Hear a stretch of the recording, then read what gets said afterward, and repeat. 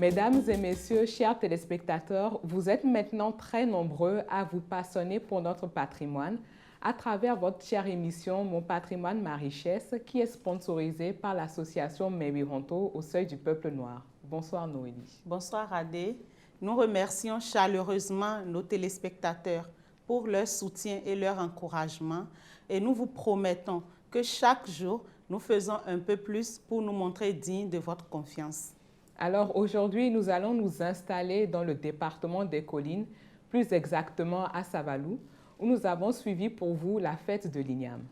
Oui, Adé, Savalou la Belle, avec ses collines luxuriantes de verdure qui portent la ville comme un bijou dans son écrin, nous a émerveillés par la ferveur de ses habitants profondément ancrés dans leurs traditions.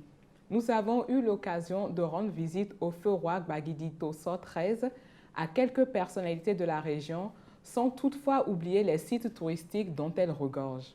Et ensuite, nous allons recevoir sur ce plateau M. Marcel Tchobo, un digne fils de Savalou. Et en guise de conclusion, chers téléspectateurs, nous avons l'immense plaisir de vous présenter les quelques moments que nous avons partagés avec une personnalité de Savalou qui est Ezi Gagnon, qui nous a reçus dans l'intimité de sa ferme. Nous avons ainsi l'immense plaisir de partager avec vous les purs moments de bonheur que nous avons vécus avec ce chanteur illustre de la région de Savalou. Mais tout de suite, place au reportage.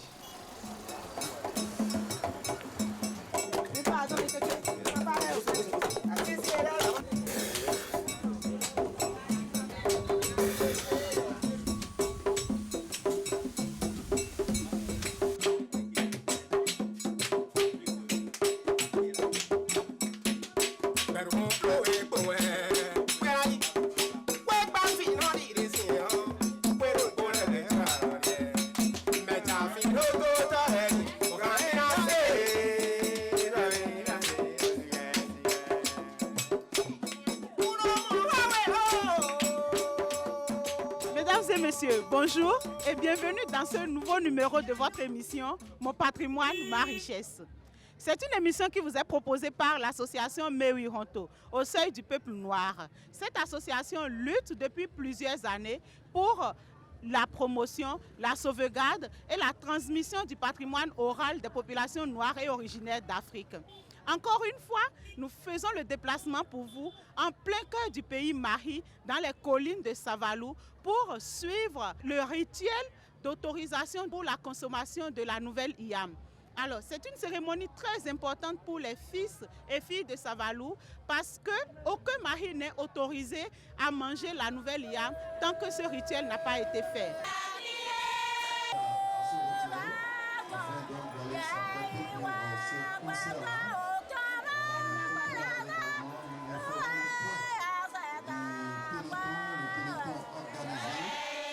La fête de l'IAM, c'est une fête initiée récemment par Sa Majesté Gbagidi Tosso XIII.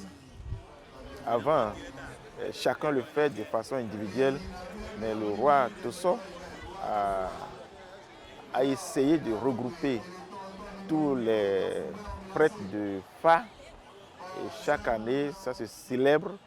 Et puis, le 14 août, on fait une consultation à caractère communal où pour tous les maris se regroupent et on consulte le phare et on lance le top.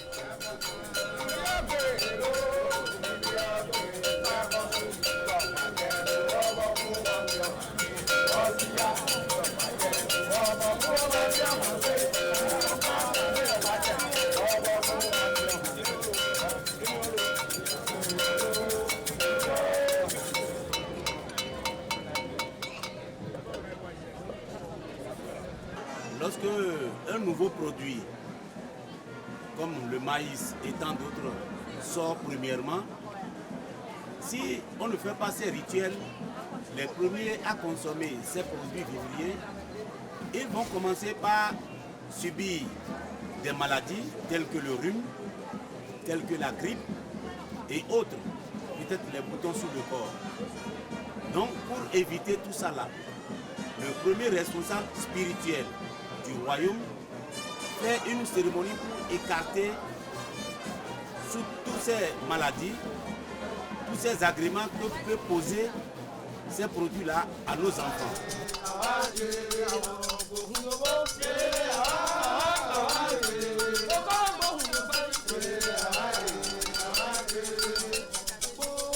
Lorsque nous mettons l'iam en terre, ça fait 9 mois. L'homme, avant de sortir du ventre de sa mère, fait 9 mois aussi. Donc ceci étant, sachez que l'iam a la vie d'un homme dans le ventre de sa mère, qui est la terre. Raison pour laquelle nous vénérons la sortie de la nouvelle l'iam, tout comme si c'est un bébé qui vient de naître. D'aucuns ne connaissent pas l'importance de cette cérémonie parce que l'iam, nous considérons l'iam comme un homme qui vient de sortir. Donc par conséquent, nous avons décrété la journée du 14 août pour fêter la fête de l'iam ici à Savalou.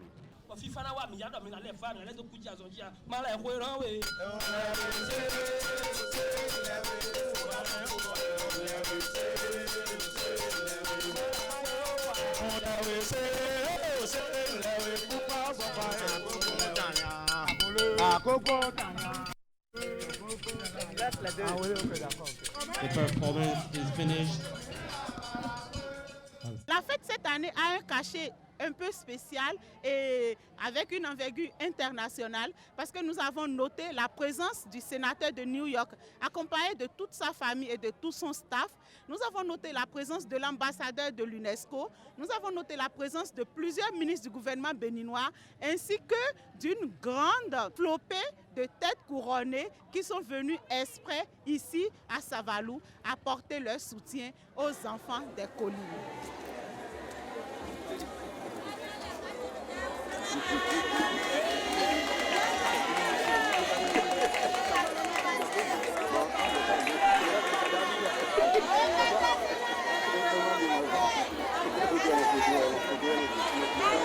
Désormais, à partir de Savalou, le Bénin et le continent africain soient et que longévité, tout ce que Sa Majesté vous dit, ce sera réalisé. Waouh, c'est beaucoup. La décoration, c'est parti tout droit au cœur. On a beaucoup aimé. Et en tant que leader, pas politique, mais africain dans la communauté d'Amérique là-bas, je ne manquerai pas de prodiguer, d'envoyer la mission à tout leader africain. Ce qu'on a vu ici, j'ai été impressionnée depuis que je suis rentrée ici. J'ai vu beaucoup de choses, la danse, les vaudous aujourd'hui. Moi-même, j'ai eu peur de rentrer dans la ligne parce que je ne savais pas quoi faire, mais c'était vraiment... Tu ne peux pas croire ça si tu ne viens pas. Comme je suis venue, j'ai vu tout ça. C'est-à-dire ça a ajouté, ça m'a donné beaucoup plus de knowledge, de connaissances dans la vie de Bénin, surtout. Parce qu'on entendait voodoo, on entend beaucoup de choses. Mais si tu ne viens pas voir, tu ne peux pas... tu ne peux pas parler comme il faut, mais maintenant là on a la bouche de dire tout ce qu'on a vu et on a beaucoup d'impressions.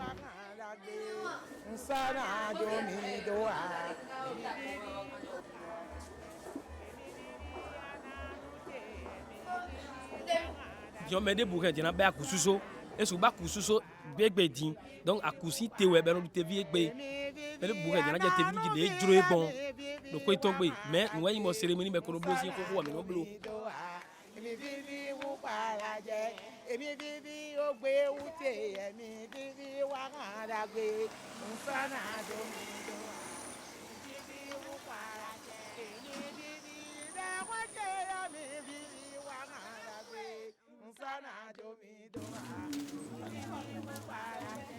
Ici, nous sommes dans la maison familiale, la première que nos anciens parents ont connue.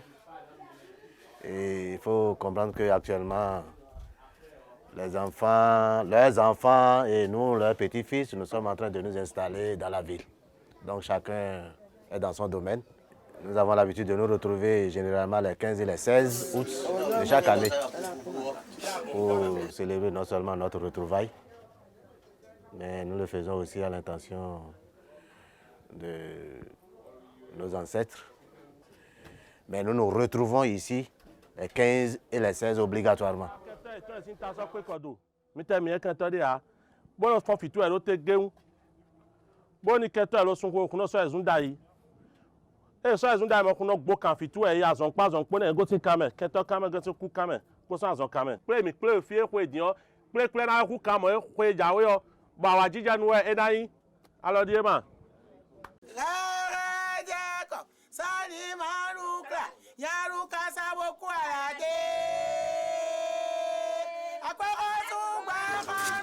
Tevi mi ablo fonsisa nuenya mi fonsisa ya tevi yo mi khre tevi yo lo o kon kento e wana we kento e wana mi kona lo obio ntena no gbonu mi lo tevi yo de bo fo enu wo mi bio lo wa hu tevi yo ni bodun opo e cho mi na hu kan le mi hu tevi yo pe mo ko ye mi mi hu tevi yo mi da mi deji ami deji oni eni bobonu mi tevi mi na du ko yo me obi ku yo e ma don yan adolu mi yo mi ni mo fifa de me neni boboni mi rezo mi blomo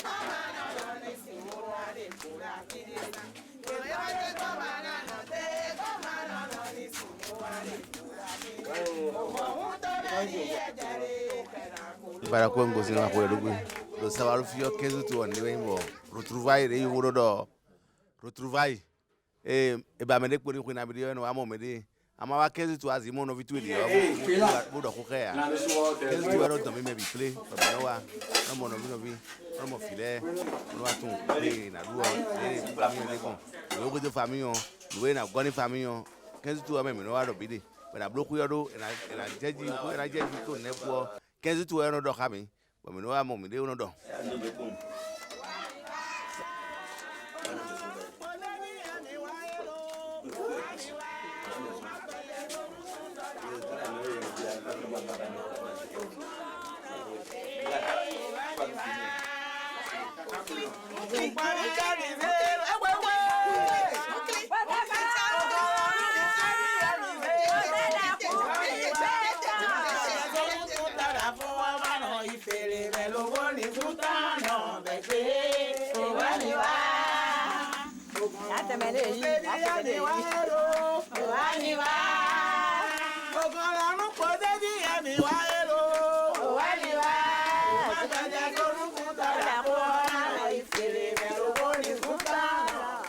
Nous allons maintenant continuer notre périple un peu plus profondément dans le département des Collines et nous allons poser nos caméras ici dans la localité de Miniki.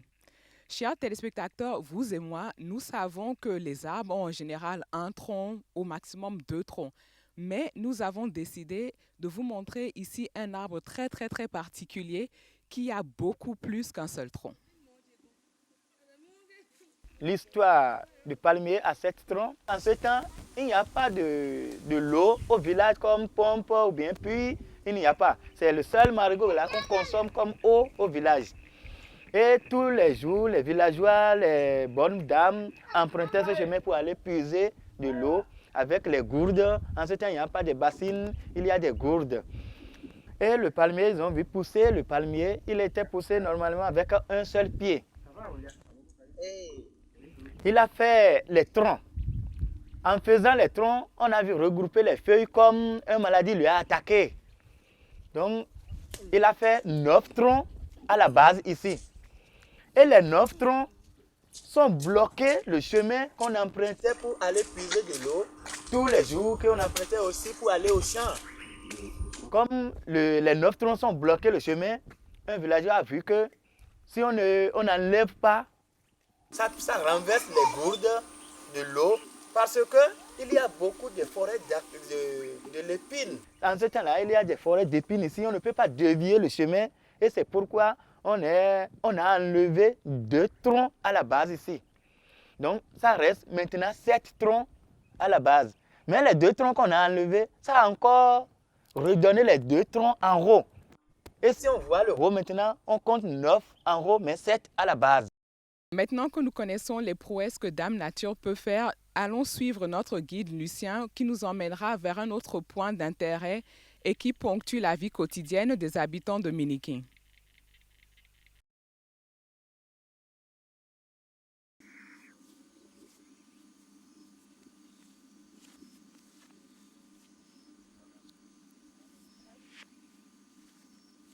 Avant, le marigot ne se tarisse jamais.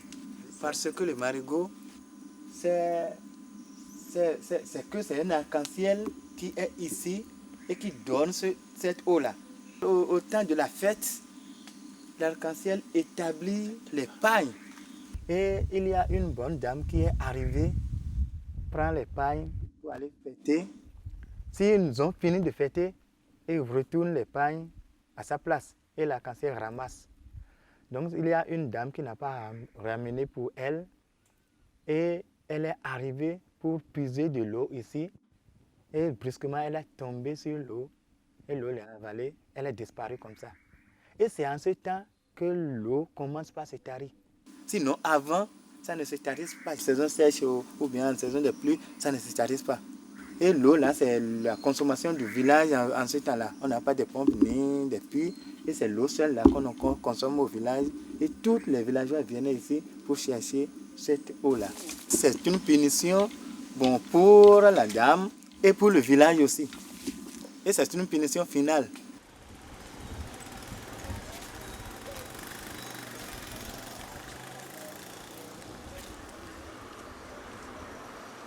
Nous continuons avec beaucoup d'enchantement notre périple dans les collines pour visiter aujourd'hui le fétiche d'Ankoli.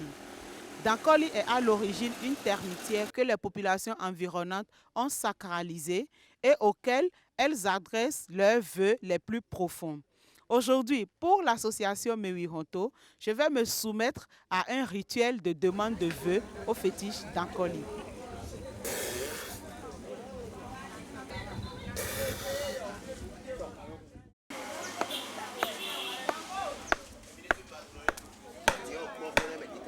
Dankoli veut dire de vaudouin est le dan. Koli est code médio. Veut dire de corso, ben de termitière. Et corso ben de dan. Nous avons de mieux d'agouer et mieux wanime. Mais des gens qui vidéo et nous avons bien. Cadeau, mon edo, on a. Calado, bono. De jour na bié pour qu'on a mon comme qu'on a quand on soit Johnny et o cité bonindo ora ah ani ni yo yin libeblo no no bonindo o ma so ajoto ajoa e na biyo we e bloni mere bene juro me no kwa fo wewe ono atoni ono dosiani ni joron temi me tubo e fibo me chono gosi yevo to me Côte d'Ivoire, Gabon, Cameroun, Italie yevo le bino wafi ono abiyo no e juro ya rofi.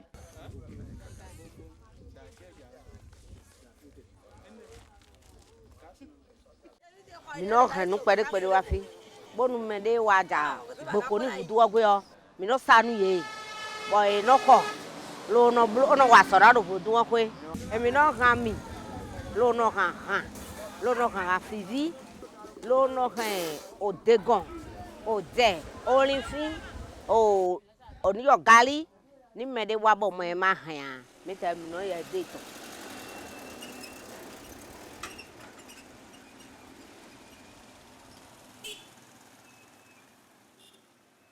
Savalou a beaucoup de potentialités touristiques non valorisées pour le moment.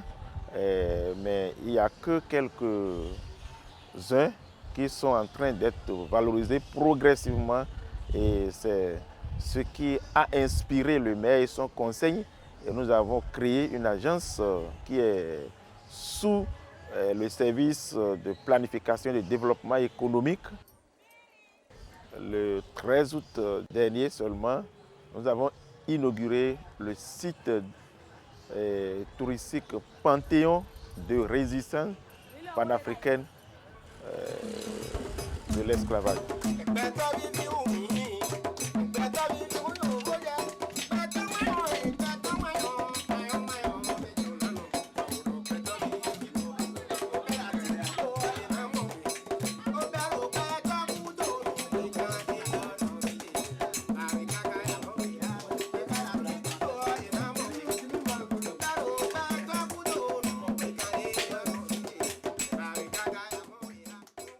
Chers téléspectateurs de Mon Patrimoine et ma richesse, nous sommes devant le Palais Royal de Savalou.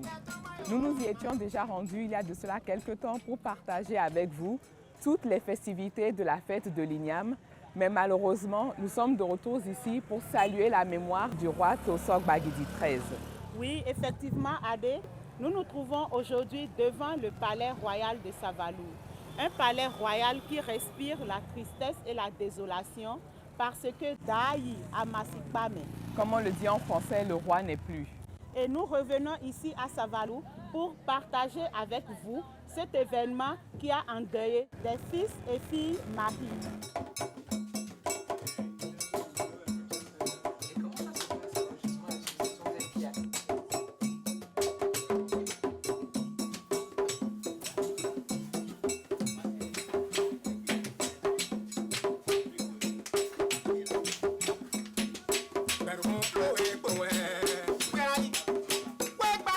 Bonjour Da, est-ce que vous pouvez vous présenter? Léon Akpovi Sedo Bagidi. Vous êtes l'actuel régent sur le trône de Savalou. Depuis Sogoumois.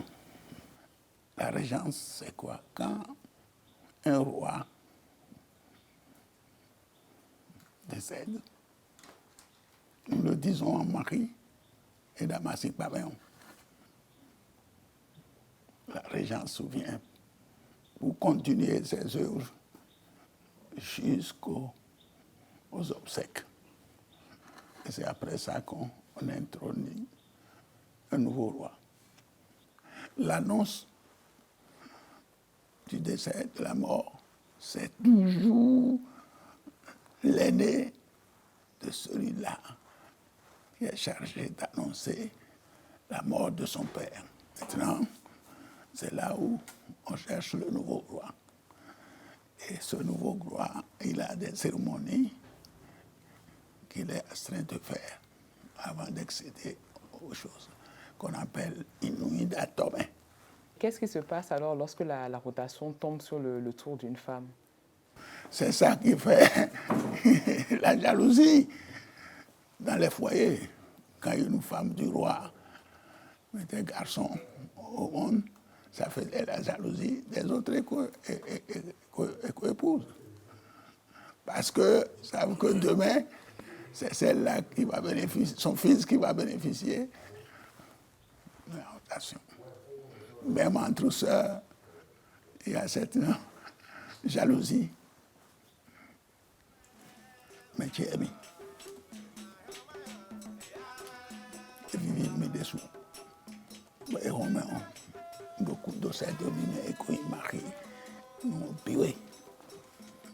Voilà. Et ils sont de oui. On est noué dans les 1 million. Et ma bleu. Allez, ton dit.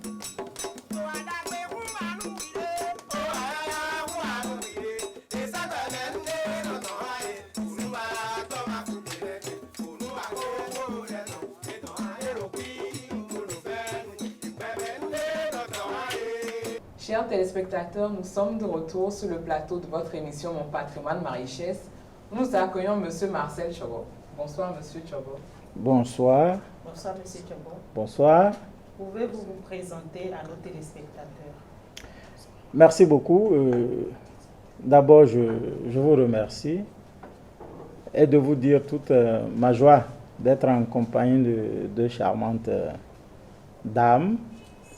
Deux charmantes dames parce que chez nous à Savalou, chez nous les Mahis, nous chantons les dames.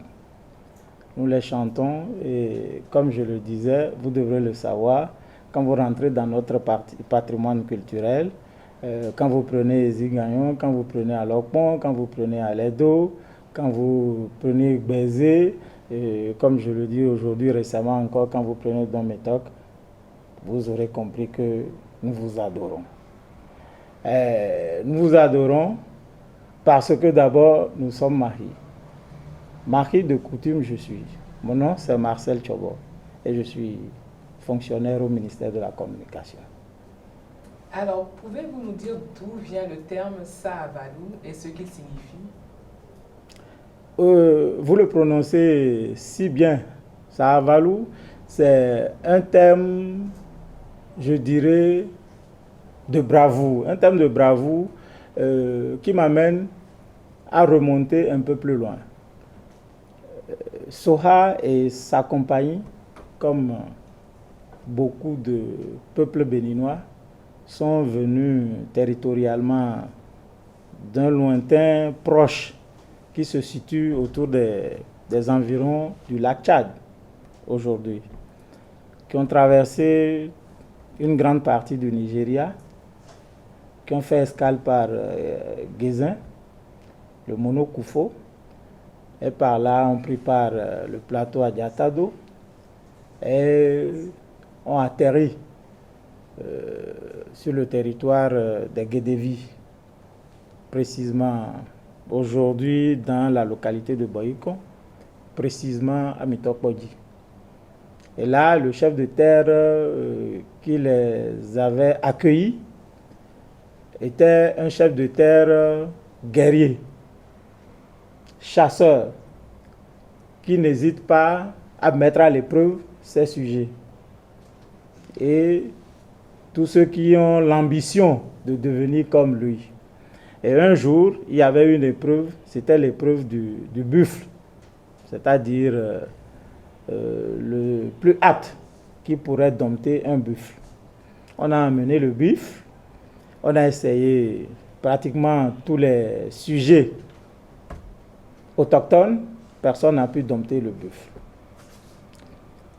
Et l'épreuve allait se terminer là, quand sagement est sorti du lot, l'hôte du chef guerrier, l'hôte c'est Soha, qui a demandé d'essayer. Et avant de le faire, il a demandé la bénédiction du chef de terre. Il dit à Valou, à Hossou Touometon, donc on l'a autorisé à monter sur le buffle et il a réussi à dompter le buffle. Donc voilà comment est né le nom Savalou. Comme ça a été une grande épreuve qu'il a remportée, c'est resté comme symbole fort de sa bravoure, de sa sagesse et de son leadership. Donc voilà comment le nom Savalou est créé. Merci. Quel est le territoire occupé par les Mahis aujourd'hui en République du Bénin? Les Mahis aujourd'hui, on peut le dire, se divisent territorialement en deux groupes. Et c'est toujours lié justement à l'histoire de Ahossou Soha. Comme je vous l'avais expliqué, Ahossou Soha, c'est un guerrier, il adore la chasse. Et quand il est resté à Mitokpodji, à un moment donné, évidemment, il a continué naturellement la chasse. Et ensuite, comme il prenait beaucoup d'envergure, parce que je vous l'avais dit tantôt, il avait réussi à dompter un buffle, et que c'est pas n'importe qui le fait. Donc, il craignait que sa notoriété même dépasse la notoriété du chef de terre. Alors, pour éviter toute histoire, il a continué la migration. Il a décidé de continuer la migration. Et quand il a décidé, il y a un groupe qui manifestement était fatigué, ne voulait plus aller à l'aventure parce qu'ils avaient trouvé refuge ou, je dirais de toutes les façons, ils avaient trouvé amitié, relativement paix auprès de ce chef guerrier dans cette région-là. Ils se sont dit pourquoi ne pas rester définitivement. Donc, ce groupe est resté toujours dans cette région-là. Et ce groupe se situe essentiellement aujourd'hui dans la région d'Agonu. Et c'est pourquoi on les appelle les Mahi Basoko. Vous savez ce que c'est que So, c'est colline, c'est montagne.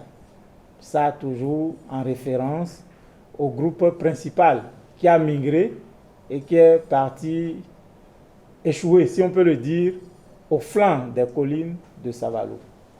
Donc, le deuxième groupe, qui est le groupe principal, donc, a continué la migration, s'est arrêté à l'actuelle localisation de la commune de Savalou, plus, je peux dire, ce que nous appelons aujourd'hui commune de Glazoué, même Dassa, parce que vous savez, aujourd'hui, le premier grand arrondissement de Dassa, qui est Kpaouyan, c'est l'arrondissement des Mahi.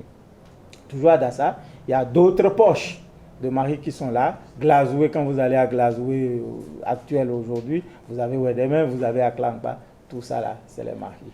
Et ça, c'est grosso modo, comme on dit, les Mahi Mosso, c'est-à-dire les Mahi qui sont au flanc de la colline.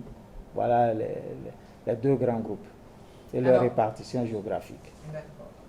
Alors, pourquoi la ville de Savalou est-elle la capitale de la célébration de la fête de l'Igname? Cela va de soi, puisque vous le dites sans que je ne le dise, puisque beaucoup le disent.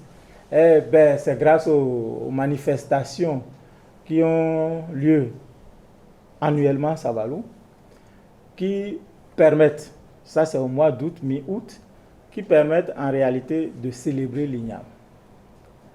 Célébrer l'Igname, en réalité, c'est quoi?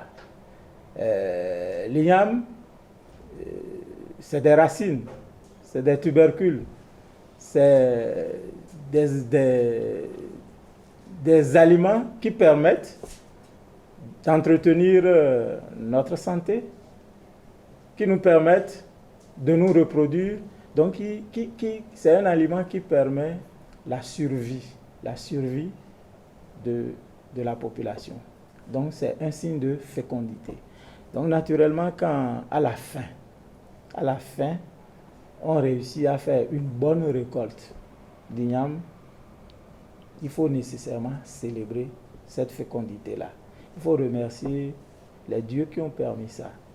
Et quand je parle des dieux, il y en a plusieurs dans le cas d'espèces. Il y a le dieu de la terre, puisque c'est dans les entrailles de la terre que nous réussissons à arracher cette fécondité-là. Pour permettre cette fécondité-là également, ce n'est pas seulement l'élément mâle ou femelle qu'il faut. Il faut les deux. Il faut de l'eau. Il y a le dieu de l'eau également. Donc, vous comprenez que nous rentrons dans d'autres dimensions. Donc, après une bonne récolte, il faut célébrer l'Igname. Et célébrer l'Igname pour nous a une autre connotation. Puisque je l'ai dit, c'est un des éléments qui permettent la survie de ce peuple-là. Et quand on parle de survie, il y a la vie. Et dans la vie des Mahi, il y a nécessairement d'autres paramètres religieux, spirituels qui interviennent. Je veux parler du Fa. Le Fa, qu'est-ce que ça permet en réalité? Ça permet de bien vous situer dans ce cosmos-là. Bien vous situer, c'est juste savoir ce qu'il faut faire, ce qu'il ne faut pas faire, ce qu'il faut éviter, ce qui est bon d'entreprendre, comment contourner les obstacles, etc., etc. Donc, bref, c'est un mode de vie. C'est, comme on dit couramment en temps moderne, un aide-mémoire. Nous dirons c'est un mode de vie qui aide à vivre mieux. Un peu comme les religions en général. Quand vous prenez les 10 commandements, ça sert à quoi en réalité? À mieux se comporter dans la société. Donc, l'igname, puisqu'il faut revenir là, permet également de nourrir ce fa-là, permet également d'entretenir ce fa-là. Et quand vous avez la récolte de l'igname, avant vous être vivant, mortel, avant de consommer cet igname-là, il faut également être en harmonie avec le cosmos, avec les différentes dimensions qui vous permettent de vivre un temps soit peu sans problème sur la terre. Donc, il faut donner également à manger au fa avant de manger l'igname. C'est ça l'harmonie. Et c'est ça, quand on fait la fête de l'igname, c'est aussi cette cérémonie-là que nous faisons. C'est un rituel. Et comme je l'ai dit, c'est un rituel qui permet simplement de prévoir, de consolider la paix, de prévoir les conflits, de prévoir les mauvais esprits et tout ce qui est négatif, de les convertir en positif. Donc voilà un peu comment nous célébrons la fête de l'igname. Signe de fécondité, la fête de l'igname, un élément qui permet de relier toutes les dimensions qui permettent à l'homme de mieux vivre sur la terre. Voilà. On a noté que souvent le 15 août à Savalou, il y a la participation de plusieurs centaines de touristes étrangers. N'avez-vous pas peur que ce phénomène impacte l'aspect authentique de cette célébration? Non. L'arrivée des touristes est une bonne chose. C'est une bonne chose parce que d'abord, il faut partager. Partager ce qui est bon. C'est signe de générosité. Et tant que vous partagez, ça vous permet de communier. Tant que vous communiquez, ça vous permet de mieux se comprendre et d'éviter éventuellement tous les conflits. Et nous sommes dans un monde très ouvert aujourd'hui. On ne vit plus dans des mondes fermés, comme on l'a dit. Aujourd'hui, nous sommes dans un village planétaire. Et c'est toute une fierté pour nous qu'on parle de la fête de l'igname, de la façon dont ça se célèbre à Savalou, qu'on en parle sur le plan national, qu'on en parle sur le plan international, et que ça attire des touristes. Et en l'espèce, il faut même dire que c'est plus que des touristes. En réalité, c'est un événement qui essaye un peu dans le sens du retour à la terre natale, d'attirer les Noirs américains par exemple, d'attirer nos cousins des Antilles qui viennent pour regarder effectivement comment ça se passe. Et quand ils viennent, ils comprennent qu'en réalité, Savalou, comme le Bénin en général et d'autres pays africains, sont leur terre d'origine. Et c'est avec beaucoup d'émotion. Quand vous prenez par exemple le Brésil, vous savez qu'il y a beaucoup de façons de célébrer le vaudou là-bas, qui est essentiellement ce qui se passe également chez nous. Donc vous imaginez ces gens-là, ils viennent, ils regardent, ils se disent, on est chez nous. Donc ils sont chez eux, ils ne sont plus touristes.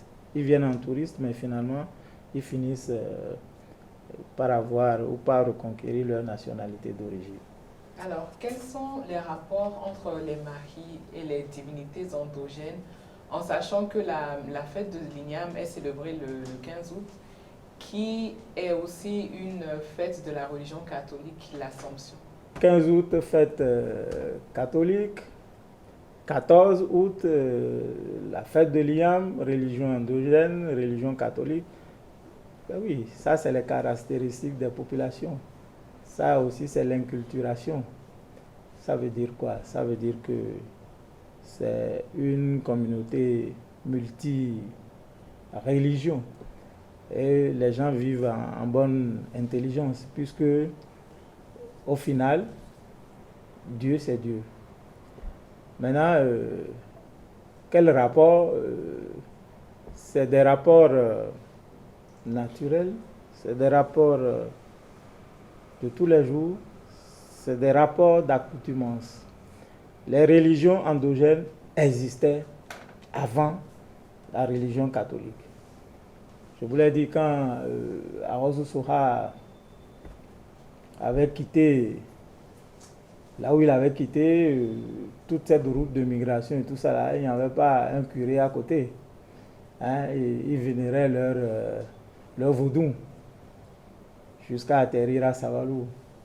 C'est ce qu'ils faisaient jusqu'à ce que, avec l'ouverture aussi du monde, avec les échanges, la religion catholique et autres sont intervenus. Ben, ça a intéressé certains, ils l'ont épousé, d'autres sont toujours restés dans la religion endogène. Et mieux encore, comme je l'ai dit, il y a eu l'inculturation. Il y a beaucoup qui pratiquent les deux.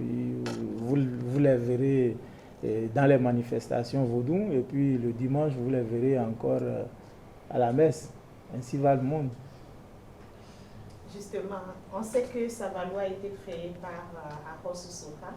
Depuis, qui sont les rois qui se sont succédés au trône de Savalou?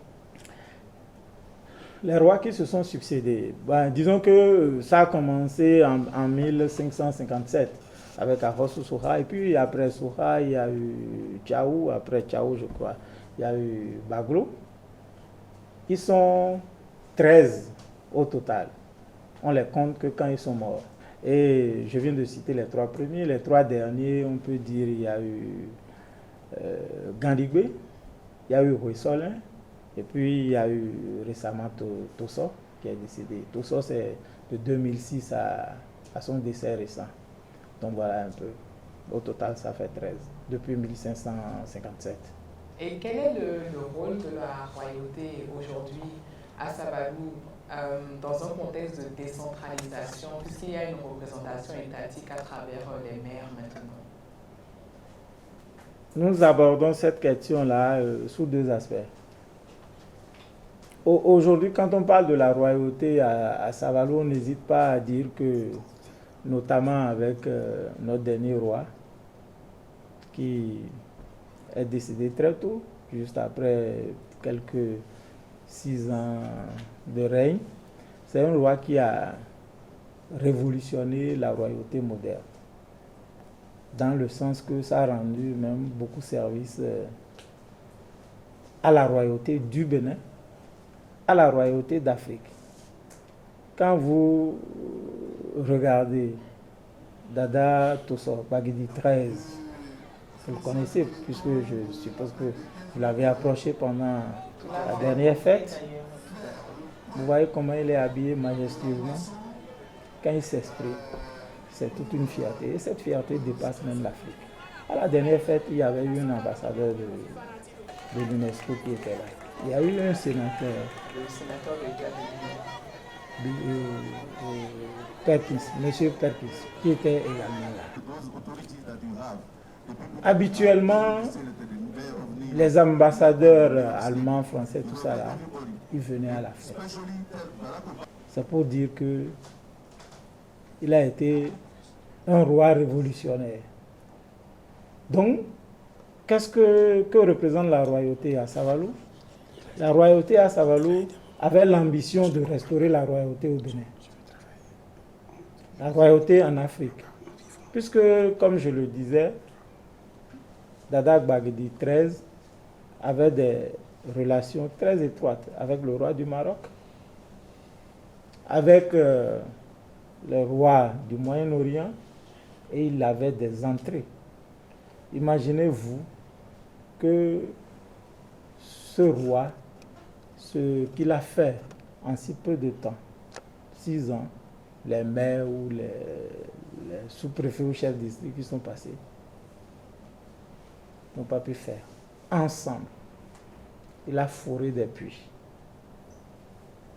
Il a reconstruit l'histoire. Vous avez vu le Panthéon. Vous avez vu le palais. Le palais a été réhabilité avec des fonds de l'UNESCO. C'est pour dire tout ce que cela signifie. Donc pour nous, la royauté à Savalou a redonné vie aux Savalois et à Savalou. L'ambition que le dernier roi avait pour Savalou, vous me permettez, les politiciens, pour parler politiquement correct, n'avaient pas cette ambition-là. Ils faisaient plus que tous. Donc voilà ce que la royauté représente pour moi à Savalou. Justement, vous avez parlé tout à l'heure d'un panthéon. Pourquoi un panthéon dédié à l'esclavage à Savalou? Non, le panthéon n'est pas dédié à l'esclavage à Savalou. D'abord, il ne faut jamais fuir ou occulter la question de l'esclavage. C'est dans notre histoire, c'est lié à notre histoire. Mais le Panthéon, ce n'est pas pour célébrer l'esclavage. Le Panthéon, c'est pour la renaissance du peuple noir. Et pour cette réhabilitation, il faut connaître l'histoire. Et le Panthéon à Savalou, c'est juste pour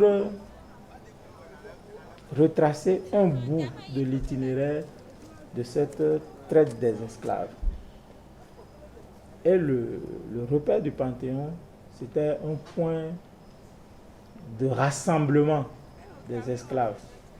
C'est-à-dire quand les esclavagistes viennent dans la région pour faire leur marché, quand ils finissent d'aller de brousse en brousse, aller acheter les esclaves, ils viennent les regrouper là pour le grossiste, si on peut parler ainsi.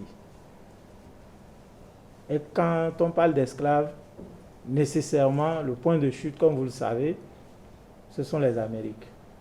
Donc le Panthéon, comme je l'ai dit, c'est pour la réhabilitation du peuple noir.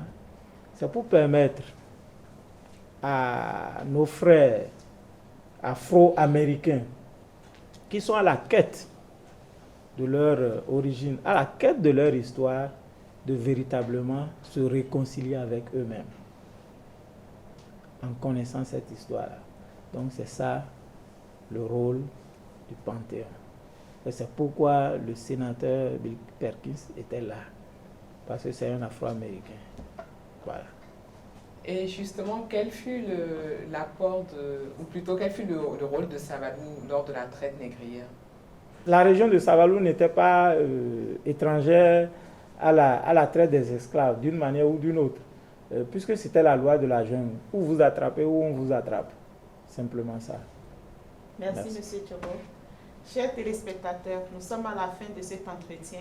Restez avec nous pour la suite de notre émission.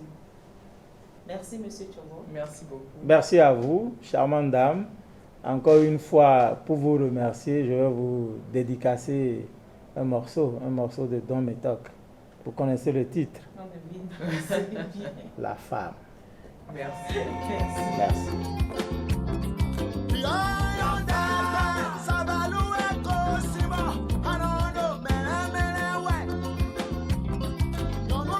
Alors, chers téléspectateurs, nous vous avons habitués en guise de conclusion à vous présenter un livre, mais cette fois-ci, exceptionnellement, nous voulons partager avec vous les purs moments de bonheur que nous avons vécus avec Ezine Gagnon, illustre chanteur de la région de Savalou, qui a fait danser des générations et des générations de Béninois, qui aujourd'hui, pour des raisons de maladie, est reculé dans sa ferme pas loin de Savalou et qui nous a reçus, toute l'équipe de Mewironto, et qui nous a parlé de sa nouvelle vie, de ses projets et de tout ce qu'il a fait pour les Béninois et du bonheur qu'il en a tiré. Restez avec nous pour partager ces purs moments avec Ezine Gagnon.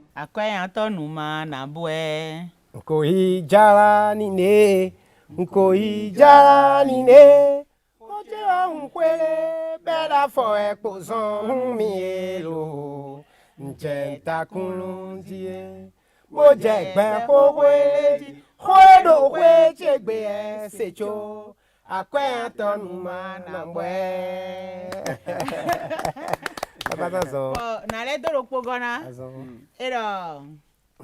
Bẹ̀rù mọ̀ ń bó lówó pò ń wẹ̀. Wẹ́rẹ́ nkwe gba fi no dìde sí. Nkwe rògbò nẹ́gbẹ̀ jẹ́ hàn náà dìde. Mẹ́ta fi no tó tọ́lẹ̀ mi. Hàn mi náà ṣe òsìkọ́. Ni on me répond bien. Ndisu ma wona mi. Bo jahajiji. Do mbe hajiyo edode wenu toche yo egbe. No ti lomo egbe. Bode meno haji yo ekun yo le ekun sono wandea bo ndodo dion elabro tan pede o nso ndo a de emuhun enijodo to ti kan enijodo bonu enijodo bonu ma anji kan mbio meri gwan nga pon no meri gwan ma wo na mi ko ji fi jono no ye jimi do jedie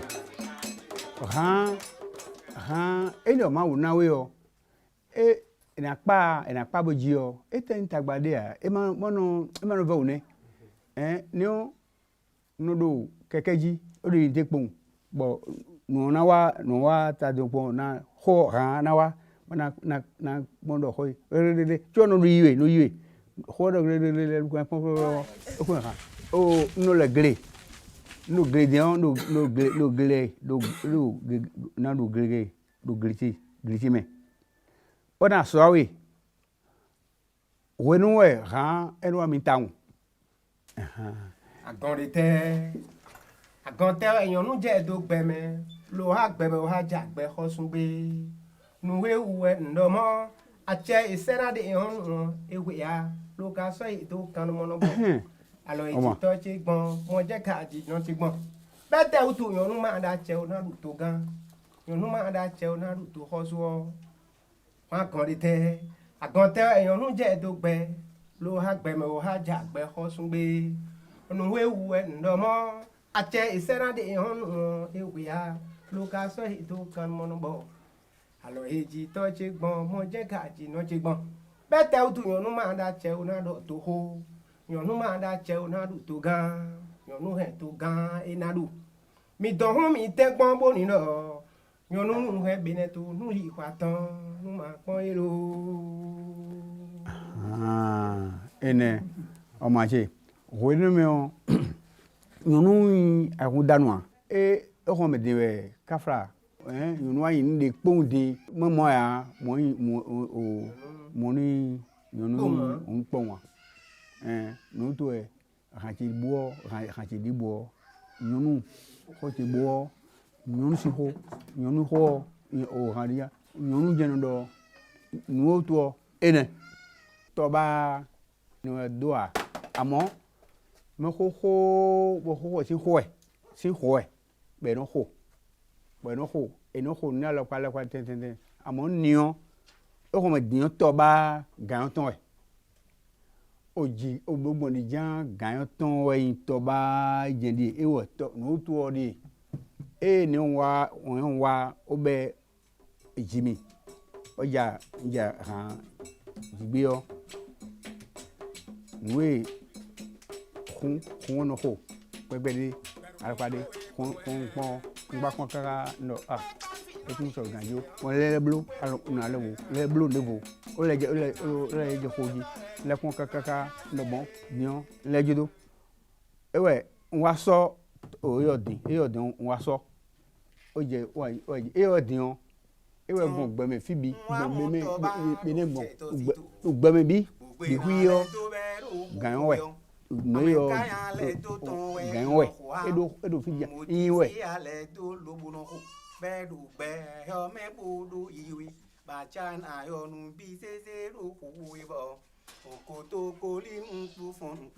mama gbe me bini ko pa ama se nkana do nu mi odi mi pe to ba bodu ko ihun njawe pe bi le je kori ni kan si no le su mo je kori evo a de vori e mi le ro to pa hun gan hun ton e mi ro wo ko ti we na hun lo pa hun go kan si no le su na u ton go pe bi pa bi se a wi mi ton go wa gon bo ni ma mo gon la ba na don bo na hoi gaga.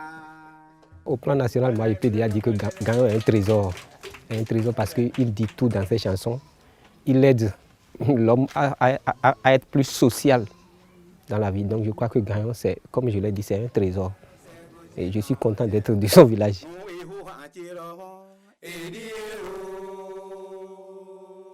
Tout à l'heure, j'avais la chair de poule quand j'ai vu ces enfants chanter sans défaut ces chansons. La relève est déjà là. Ils chantent parfait, ils reprennent parfaitement la chanson de leur papa. Lui, il est malade, mais en réalité, il n'est pas malade. Puisque en dehors de ce qui ne peut plus chanter aujourd'hui, tout ce qu'il avait chanté, ces enfants sont en mesure de reprendre ça parfaitement. Je crois que la relève est bonne. Si j'avais un pouvoir, j'allais demander que quand même les dirigeants s'occupent davantage des vedettes de la chanson, ceux qui s'occupent de la culture de chez nous. Parce qu'en réalité, le vieux là, il est malade. Je sais que cette maladie-là, on peut quand même facilement la traiter. Mais depuis qu'il est malade, il se débrouille, c'est quelques personnes seulement qui l'aident, alors que je crois que si on va en Europe aujourd'hui, en moins d'1 an, on va le guérir, il pourra reprendre la chanson. Comme lui-même le dit, il a encore assez d'énergie pour chanter beaucoup de choses encore. Au coup de ani tantan sinkte kabolo jesuona jesugola umenu yevonu se bani so imewi tombo minado mi pegoa nde kuntin lo fi lo be wa bo goloku nwe no venu mi lo ku ho me bo nu tono fi o ho chemele edie nwa dole bidu pojo na gosi me faun bojo chofido. Vous savez que vous pouvez nous contacter au numéro de téléphone. Bien sûr, au 62 06 70 79. Je répète, 62 06 70 79 ou au 21 31 81 33. 21 31 81 33. Sinon, vous consultez le site internet de l'association www.peuplenoir.org. Peuple et noir au pluriel, ou alors vous visitez notre page Facebook, facebook.com/Mewironto. C'est tout pour notre émission. Chers téléspectateurs, à très bientôt. Bonsoir.